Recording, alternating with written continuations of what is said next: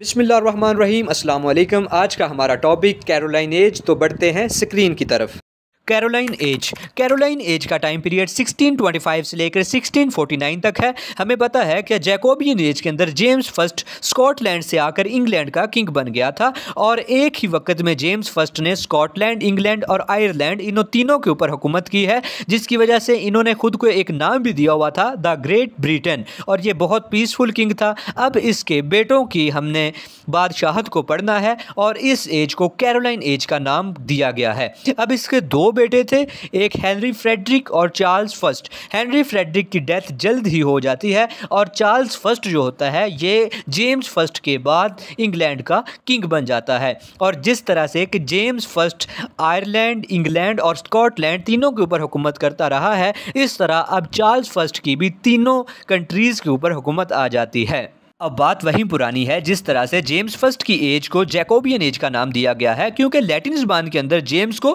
Jacobus कहते हैं। इसी तरह से इसका बेटा जो चार्ल्स फर्स्ट है इसे लैटिन ज़बान के अंदर कहते हैं कैरोलिस, तो जिसकी वजह से इस एज को कैरोलाइन एज का नाम दिया गया है, जिसका टाइम पीरियड 1625 से लेकर 1649 तक है। कैरोलाइन एज के अंदर होने वाले हल्के फुल्के लिटरेरी वर्क को हम एज ऑफ मिल्टन के अंदर जाके डिस्कस करेंगे, लेकिन इस एज के अंदर जो मेजर और अहम पॉइंट सामने आए हैं, जैसे कि पार्लियामेंट्री मीटिंग्स, सिविल वॉर्स और किस तरह से चार्ल्स फर्स्ट को उनकी अपनी ही आवाम यानी इंग्लैंड की जनरल पब्लिक ही बिहेडेड कर देती है, कत्ल कर देती है, उसकी क्या वजूहात थी, इन तमाम चीज़ों को हम एक बेसिक तरीके से समझेंगे, ताकि जो यहाँ से पहली दफ़ा इंग्लैंड के अंदर ऐसा हुआ है कि इंग्लैंड की आवाम ने अपने ही किंग को बिहेडेड कर दिया है। और हमें मालूम है कि इंग्लैंड के अंदर पावर को दो हिस्सों के अंदर डिवाइड किया गया है, एक होता है पार्लियामेंट्री सिस्टम और दूसरी तरफ होता है रॉयल सिस्टम। यानी किंग को कहा जाता है कि आप जनरल पब्लिक को देखें, आप राया को संभालें, और कहा जाता है कि आप टैक्स लगाएं,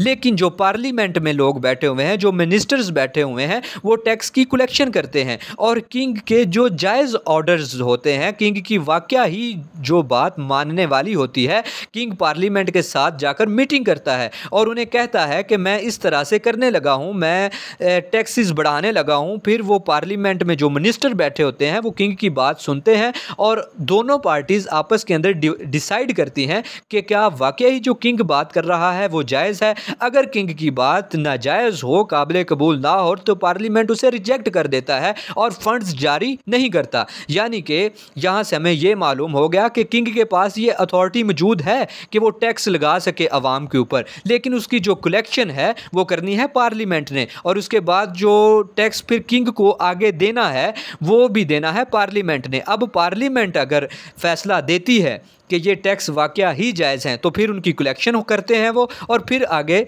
उसी ख़जाने से वो किंग को देते हैं। लेकिन अब यहाँ पर मामलात ख़राब कैसे होते हैं। चार्ल्स फर्स्ट कहता था मैंने स्पेन के साथ जंग करनी ही करनी है, और हमें मालूम है कि जो जंग के ऊपर अखराजात होंगे, जो एक्सपेंस होंगे, वो किन के पास हैं, वो है पार्लियामेंट के पास। अब किंग जाता है पार्लियामेंट के पास और उन्हें जाकर कहता है कि पार्लियामेंटेरियंस में जो मिनिस्टर्स बैठे होते हैं उन्हें कहता है कि मुझे सरमाया दो, मुझे पैसे दो, मैंने स्पेन के ऊपर हमला करना है। तो पार्लियामेंट वाले कहते हैं कि इस तरह से आप कैसे हमला कर सकते हैं, हमारी आवाम तो आगे ही इतनी ज़्यादा टैक्सेस पे कर रही है, तो हम स्पेन के ऊपर क्यों हमला करें, उसकी वजह क्या है। आपके फादर जेम्स फर्स्ट के तो स्पेन के साथ बहुत अच्छे तल्लुकात रहे हैं, लेकिन स्पेन के ऊपर अटैक करने की, स्पेन के साथ जंग करने की चार्ल्स फर्स्ट की बात वहीं की वहीं रहती है। और इसी सिलसिले के अंदर सबसे पहली पार्लियामेंट्री मीटिंग जो वो करता है वो 1625 के अंदर करता है। उसके बाद फिर वो दूसरी मीटिंग जो पार्लियामेंट्री करता है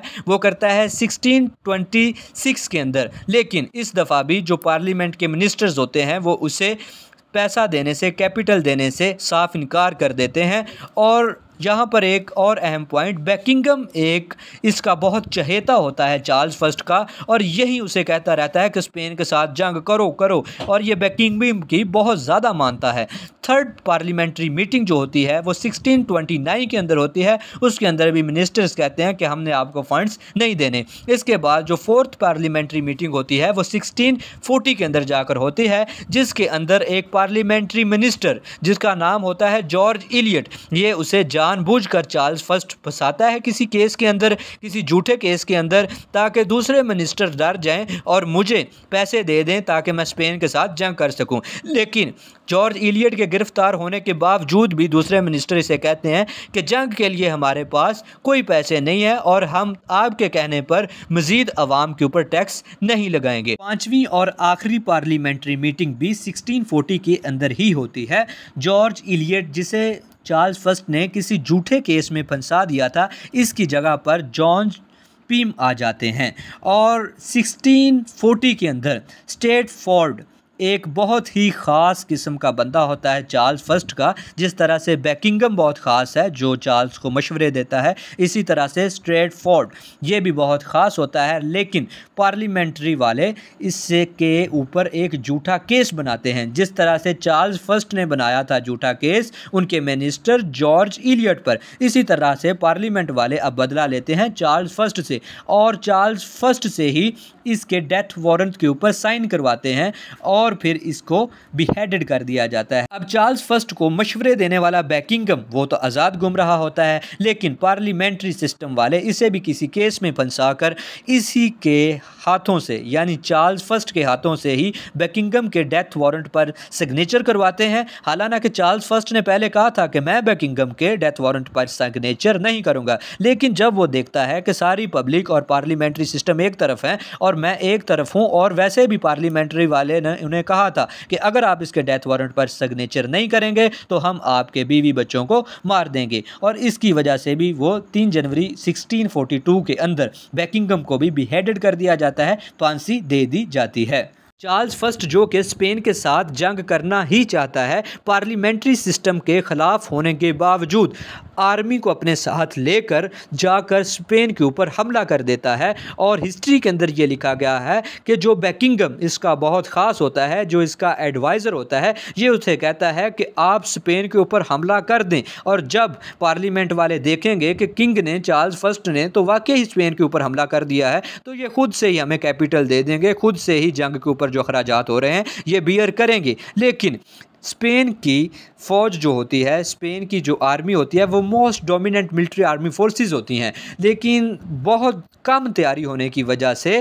कैरोलाइन एज का चार्ल्स फर्स्ट स्पेन के हाथों बड़ी बुरी तरह से जंग हारता है। यानी दूसरे अल्फाज में इंग्लैंड स्पेन के हाथों से बड़ी बुरी तरह से शिकस्तयाब होता है और इंग्लैंड की जनरल पब्लिक के हालात बद से बदतरीन होना शुरू हो जाते हैं। चार्ल्स फर्स्ट से इंग्लैंड की जनरल पब्लिक इस वजह से भी नाराज़ हो जाती है क्योंकि वो एक कैथोलिक लड़की के साथ शादी करता है जिसका नाम होता है हेनरीटा मारिया। ये एक कैथोलिक लड़की होती है और हमें मालूम है कि इंग्लैंड की जो जनरल पब्लिक है उसके अंदर जो प्रोटेस्टेंट्स हैं उनका बोलबाला ज़्यादा होता है, प्रोटेस्टेंट्स लोग ज़्यादा होते हैं। अब प्रोटेस्टेंट्स का आपको पता ही है कि इंग्लैंड के अंदर 2 बड़े तबके थे, एक कैथोलिक और एक प्रोटेस्टेंट्स। यानी कैथोलिक वो जो चर्च की मानते थे, चर्च के फॉलोअर थे, और प्रोटेस्टेंट दूसरी तरफ मार्टिन लूथर की मानने वाले थे। यानी ऐसे लोग जो कहते थे कि हमारा गॉड के साथ डायरेक्ट कनेक्शन है, हम गॉड के बच्चे हैं, अगर वो प्रीस्ट की सुन सकता है तो वो हमारी भी सुनेगा। अब इतने बदतरीन हालात के अंदर पार्लियामेंट्री सिस्टम किंग से, चार्ल्स फर्स्ट से ये डिमांड करता है कि आप आर्मी फोर्सेस, लॉ और चर्च की जो अथॉरिटीज़ आपके पास हैं वो भी हमारे हवाले कर दें, क्योंकि जनरल पब्लिक को आपके ऊपर अब इतना ट्रस्ट नहीं रहा, क्योंकि आप तो जब चाहे जहाँ पे जाके किसी के साथ भी जंग शुरू कर सकते हैं और हमारी आर्मी फोर्सेस के साथ साथ आप हमारे और भी बहुत सारे नुकसानात करेंगे। लेकिन चार्ल्स फर्स्ट साफ इनकार कर देता है कि आर्मी फोर्सेस, लॉ और चर्च की जितनी भी कमांड हैं वो शुरू से रॉयल सिस्टम के पास रही है और ये किंग के पास ही रहेंगी। लेकिन दूसरी तरफ इंग्लैंड के हालात भी आपके सामने हैं और चार्ल्स फर्स्ट की जो हैबिट्स हैं वो भी आपके सामने हैं कि पहले तो ये कैथोलिक लड़की से शादी कर लेता है, फिर ये पार्लियामेंट वालों से कहता है कि मुझे पैसे दो, मैंने जंग स्पेन के साथ करनी ही करनी है, और ये सिविल वॉर भी करता है और आवाम के ऊपर बेजा टैक्सेस भी बहुत ज़्यादा लगाता है। पार्लियामेंट का लीडर होता है ओलिवर क्रोमवेल और दूसरी तरफ चार्ल्स फर्स्ट होता है। और आखिर में 1649 के अंदर जाकर जनरल पब्लिक, आयरलैंड की जनरल पब्लिक भी, इंग्लैंड की जनरल पब्लिक भी और स्कॉटलैंड की जनरल पब्लिक भी यही कहती है कि इसको उतार दो, इसे बीहेडेड कर दो, इसने हमारा जीना हराम कर दिया है। और हिस्ट्री ऑफ इंग्लिश लिटरेचर के अंदर इंग्लैंड की हिस्ट्री में पहली दफ़ा किसी किंग को बीहेडेड किया जाता है, हालांकि वो किंग्स की इतनी रिस्पेक्ट करते हैं जो कि एलिजाबेथ एज के अंदर हमने देखी है, लेकिन 1649 के अंदर चार्ल्स फर्स्ट की हरकतों की वजह से उसे बीहेडेड कर दिया जाता है और इस तरह से कैरोलाइन एज ख़त्म हो जाती है।